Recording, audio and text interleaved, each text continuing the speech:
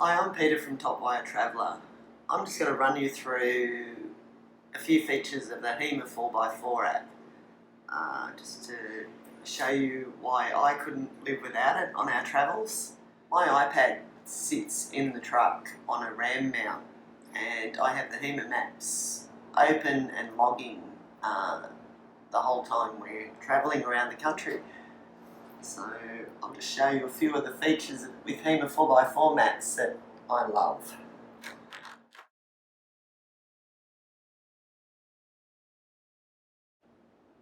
Okay, so we open the Hema 4x4 app, and as you can see, it opens straight into a map.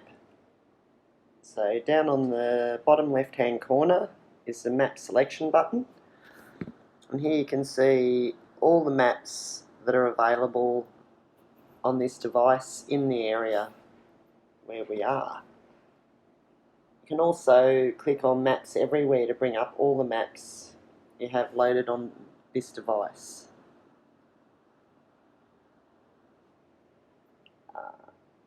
And there's the search button second from the left, and here you can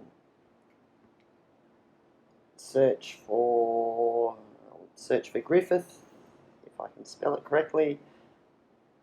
Griffith, so I'll go to Griffith, New South Wales, and it'll bring up the map for Griffith. The centre button with the circle, if you press that, that will actually centre the map where you are. At the moment we're at Cowra, so it's centred that. When you centre it, the screen will then move as you move. So if we were heading west, it would gradually follow us and keep you in the centre of the screen. The Mark Edit button is second from the right. Here you can add a mark. So it'll put the pin, you can move the pin to where you are. Press the arrow and you can edit the mark and we'll call it Cowra.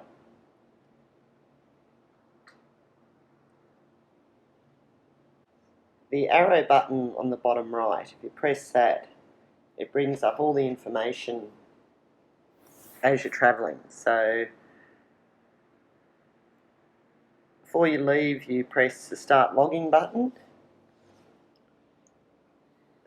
and it gives you a lot of information about your trip. So it'll give you the distance, the time, your average speed, your maximum speed.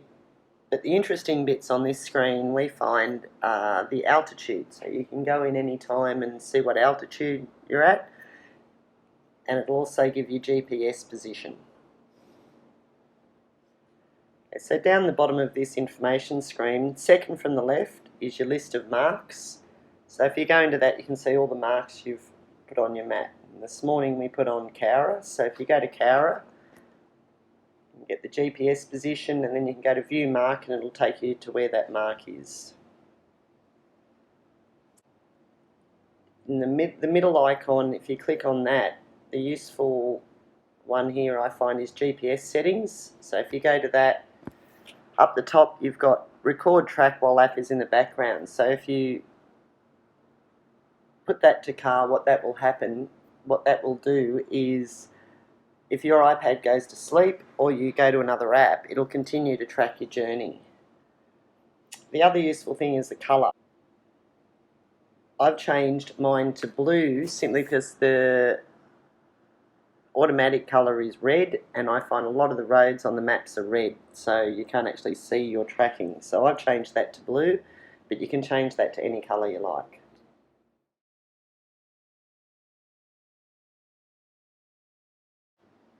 The Hema 4x4 app has a list of maps that you can use.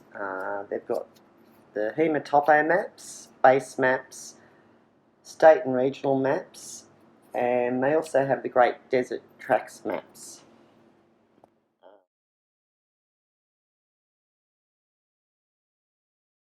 The Hema state maps are useful to get the big picture on where you are and where you're going.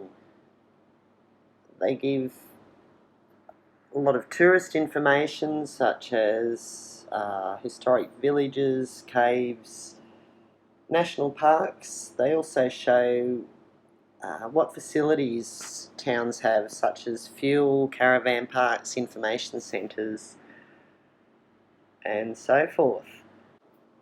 So generally I use estate maps when I'm planning a large trip, just to get an overall feel for where I'm going to go, and then I use things like the topo maps to fine tune it.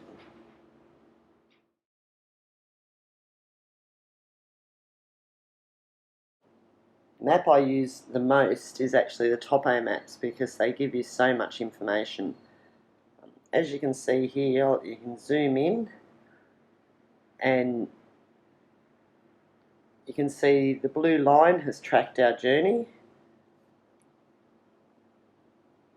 and what you can see here is the topo lines, and you can look at this map before you undertake the journey and see what sort of terrain you're going to be driving through.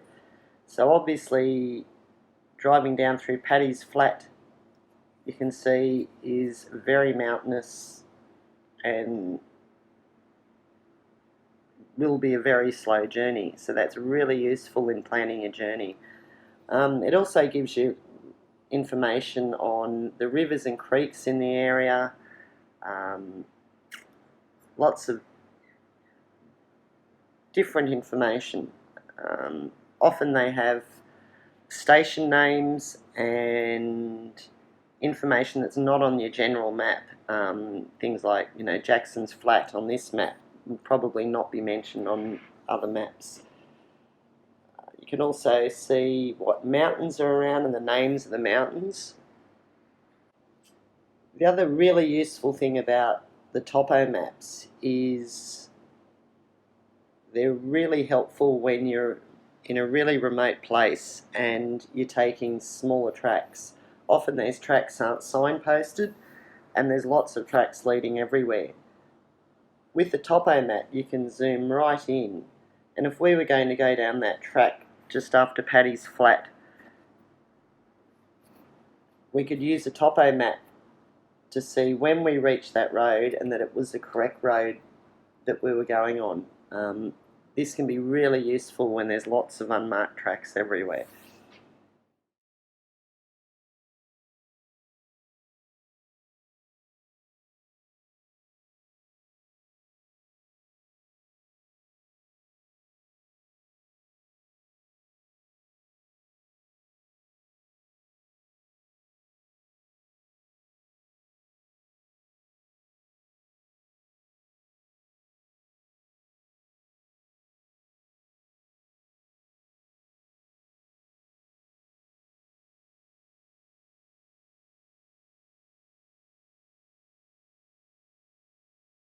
Hema 4x4 maps are useful for when you're travelling in places like national parks or the Kimberleys or Cape York.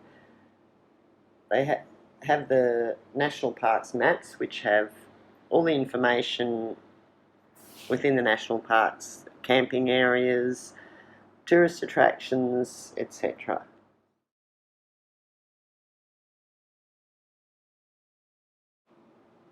The Great Desert Tracks maps are fantastic. They're full of information. Okay, so here we've got Birdsville up the top, and they give you lots of information. So things like tourist attractions, you've got Big Red Dune west of Birdsville there.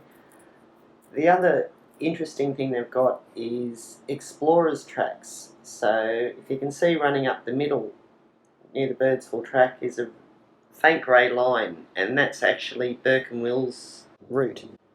The other thing they've got is little snippets of information such as the Page family gravesite or the story of Burke and Will's. Yeah, the desert maps are really handy. Another interesting feature on the Great Desert maps, they actually show all the sand dunes and the direction of the sand dunes, which can be really interesting. And if you actually go into the Topo Maps in the deserts, they will actually show you, you can see just under Strzelecki there, the average height of the sand dunes you're travelling through. So if we go back to the desert map, you can use both those maps in conjunction. So the Great Desert Tracks map gives you a clear indication of where the dunes are and the direction, and then the Topo map gives you an indication of how tall those dunes are. So as you can see here, the track we went down, that's Walker's Crossing track, and you can see that most of the time you're actually running along the side of the dunes because you're heading in the direction of the sand dunes. And you can see at 108 there where you look at that and say, okay, that looks like we'll cross dunes at that point. And if you go up to Birdsville, you can see Big Red there on the left and the direction of the dunes around Big Red. So if you were heading off from Birdsville into the Simpson Desert,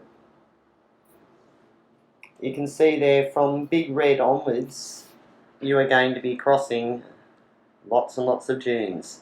So if you go into the Topo map again,